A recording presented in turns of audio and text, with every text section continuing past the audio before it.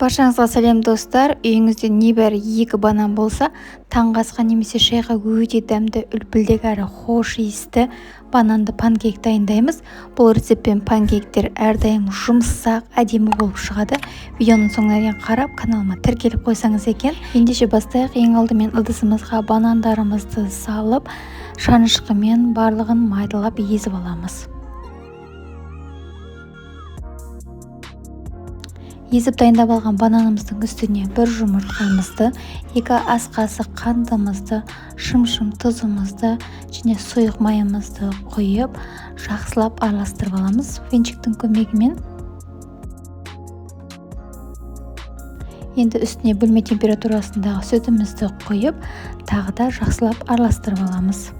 Алдын ала електен өткізілген ұнымыздың үстіне 1 шай қасық қамыр қопсытқышымызды және 1 грамм ванилинімізді қосып, үшеуін жақсылап араластырып, жаңағы қоспамызға құйып, осылай бір текті етіп араластырып аламыз.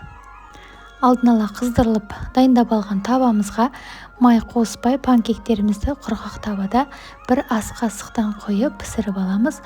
Осылай бірінші беті көпіршіктене бастаған кезде тесіліп, екінші бетіне аударамыз. Шамамен 1 минуттай пісіріп аламыз.